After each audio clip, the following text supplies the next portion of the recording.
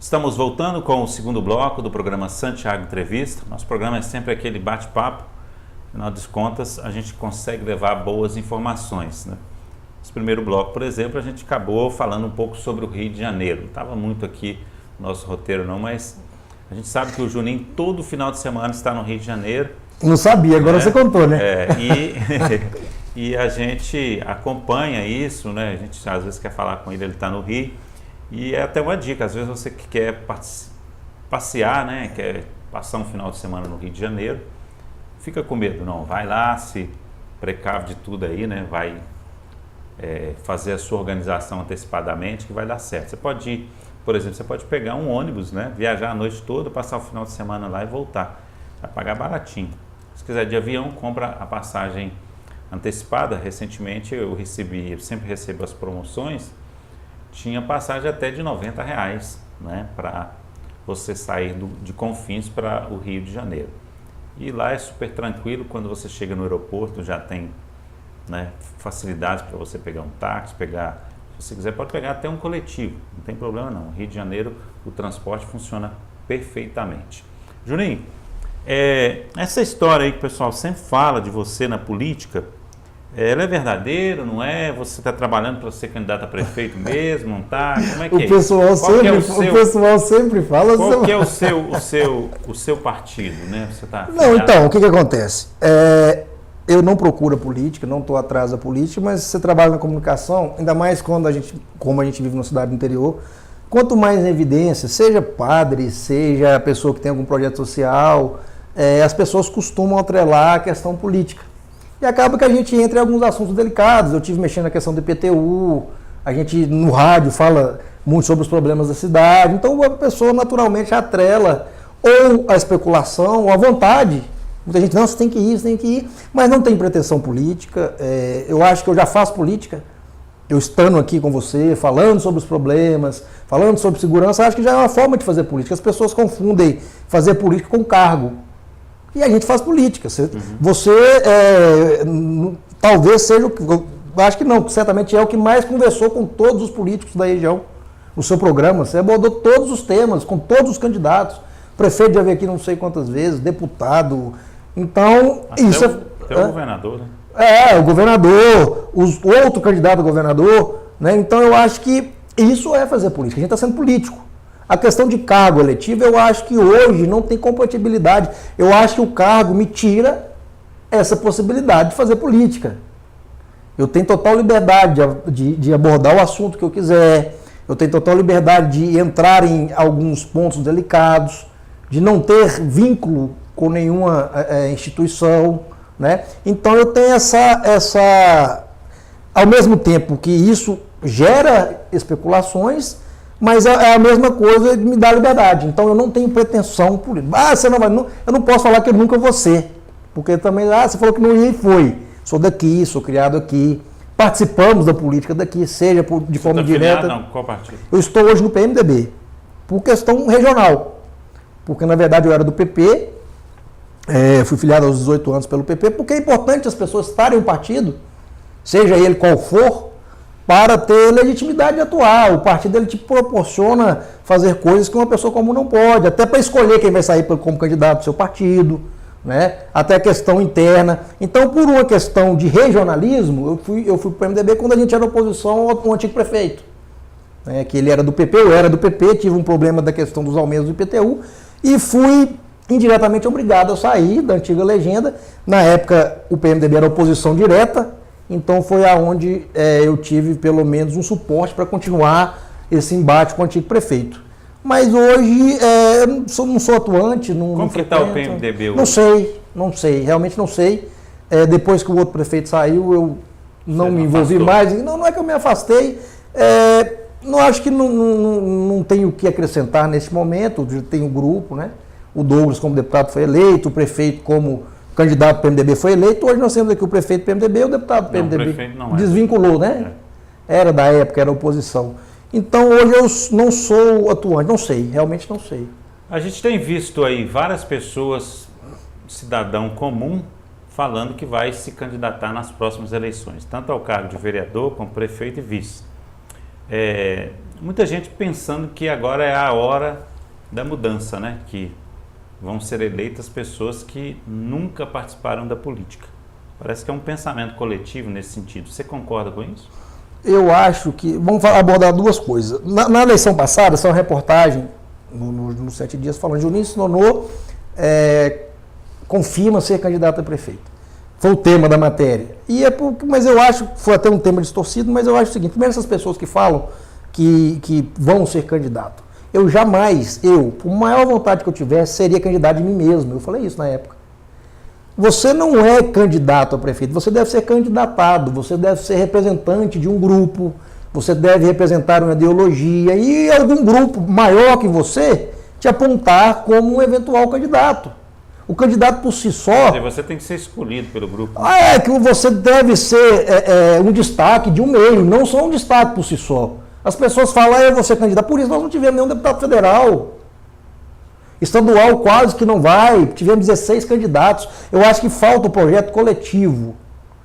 E os projetos são muito individuais. Várias pessoas querem ser candidatos, mas não é um projeto individual. Essas pessoas que elas querem ser, elas têm capacidade para isso? Porque é uma coisa muito séria você ser um político, um cargo eletivo, ainda mais um executivo. Qual é o histórico dessas pessoas? Essas pessoas têm capacidade, capacidade mesmo, de gerir uma máquina como a nossa, ou a máquina deficitária, ou a máquina que está pesada. O que essas pessoas que estão, eu não falo nem nome, mas o que elas já fizeram? Porque um chefe do executivo ele tem que ser acima da média. Uhum. Acima da média, porque ele vai lidar com uma máquina que não é dele, com um dinheiro que não é dele, com problemas que não é dele. Então, ao mesmo tempo que ele tem que ter responsabilidade, tem que ter disposição. Eu acho que pessoas que pensam assim deveriam reconsiderar. Eu quero por quê? E eu sou quisto para isso? É o que eu penso. Você não fala nome. Eu nem sei quem. Não, mas assim, generalizando, né? São pessoas que querem se candidatar porque acham que vão tentar, de alguma forma, ajudar a resolver os problemas que estão aí. Eu acho que grande parte do cidadão hoje, ele clama muito pela mudança do sistema, né? Ele clama muito pela o trabalho do político de forma honesta. E ele não tem confiado nos políticos atuais, entendeu? Você fez aquela outra parte eu da acho pergunta, assim, né? parece que muita gente está dizendo assim, eu sou cidadão comum, eu vou entrar lá e vou entrar lá com honestidade. Parece que é isso, não sei, né? Mas assim, o problema maior é que muita gente que não entende é que tem duas coisas, né? Tem um sistema, tem fora do sistema e dentro do sistema, né? Como o nome diz. Agora, essa questão que você me perguntou antes das pessoas apolíticas, olha, as pessoas estão cansadas da falta de comprometimento de quem está lá. E acabou que muitos bons políticos pagaram o preço agora e nem foram reeleitos, ou não foram eleitos. Isso é um ponto bom porque é uma resposta ao que você falou, ao sistema. As pessoas não estão satisfeitas com o sistema.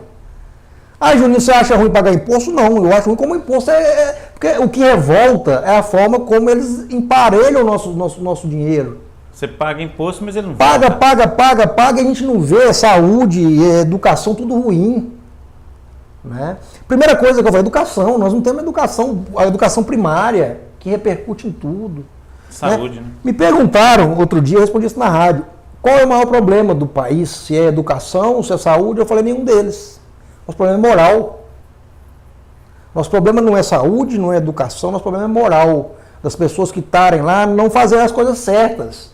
Se tivesse um mínimo... Porque, olha, o Brasil ele é um país abençoado, porque a riqueza mineral é absurda, um território geográfico absurdo, né? Não temos terremoto, dinheiro desde a época de Portugal, o dinheiro está saindo, a gente não quebrou ainda. E vem um sistema de governo, rouba, vem outro sistema de governo, rouba, e a gente consegue se reerguer. Imagine se nós tivéssemos uma riqueza moral, o que seríamos de nós? Verdade. O que seríamos de nós? Porque nós temos um mercado consumidor absurdo. Ou seja, nós mesmos podemos consumir o que a gente faz. Nós temos um povo maravilhoso. Mas o problema é a nossa moral, porque quem está lá em cima não... E a imoralidade chegou num ponto que ela é preocupante, né? que ela chegou no judiciário. Então, eu acho que é aí que está o grande problema.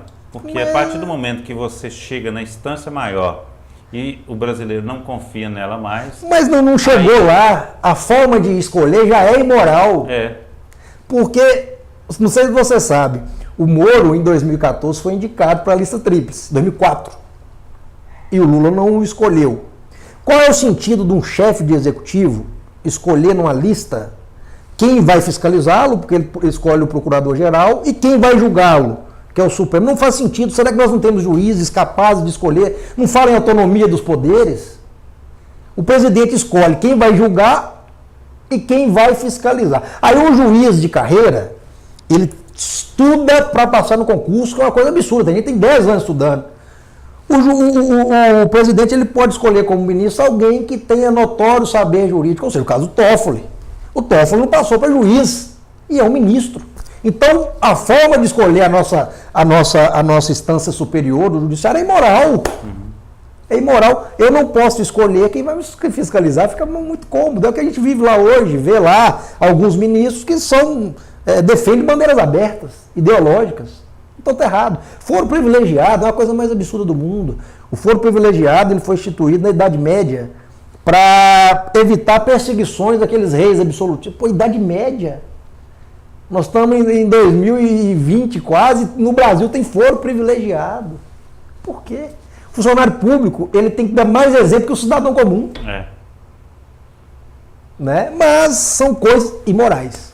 Verdade. Então, Juninho não é candidato a prefeito. Hoje não. Hoje não. Mesmo porque nós não estamos nem em eleição, né? Pode ser, né? Pode ser e pode não ser. Eu posso ser porque não tem nada que me proíba de ser.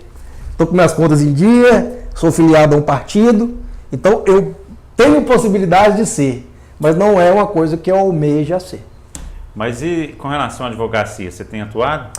Eu advoguei muito tempo, dediquei muita... Eu formei muito novo, né? Eu formei com 23 anos, fiz mestrado, fui professor, fiz MBA. E acabou que eu sempre gostei de comunicação e hoje a comunicação deu uma volta e me pegou. Hoje eu advogo muito menos. Muito menos. Tenho mais porque eu também mexo na área imobiliária, então mais para as minhas coisas me consomem muito. Depois que meu pai faleceu, eu acabei que eu tive que me direcionar mais. Então eu advogo, mas bem menos que antigamente. Certo. Mas está tudo em paz. Graças a Deus, estou tranquilo. Perspectiva para 2019. Eu sou muito otimista que seja melhor que 2018. 2018 foi excelente. Que bom. Que não tem solução, solucionado está, né? Então já passou. Pior do que tá, não tem jeito como ficar. Pior que tem, viu, gente? Mas a gente tem que mudar de ditado. Pior do que tá, não tem jeito. O melhor que tá vai ficar. Tem que inverter. O melhor que tá vai ficar. Isso aí, Julinho. Muito obrigado por você ter vindo aqui. Eu que te agradeço. Obrigado a você. Volte sempre. Na verdade, 2019 promete muito mesmo. Eu vim aqui para te entrevistar, né? Mas... Acho que foi a primeira vez no mundo que o entrevistador foi entrevistado. Você me enrolou. Não, mas isso já aconteceu conosco, que a primeira entrevista que eu fiz pela TV Sete Lagoas foi com Rosalvo Faria. Né? Eu o entrevistei quando a gente se conheceu e descobrimos que nós dois somos conterrâneos. Né? E depois disso foi uma longa amizade. Eu acho que a gente tem que vir aqui no dia que você não tiver, porque senão você já pega e a gente não vem preparado, não é discutir pauta nem nada. Segunda-feira aqui é o dia de gravação. Mas muito obrigado pelo carinho de sempre. É um prazer estar falando aqui para a TV Sete Lagoas. Que bom, sucesso para você. Para nós. Tá. Um abraço para você também, sucesso para você. Continue sempre sintonizando a TV Sete Lagoas. Até o próximo programa.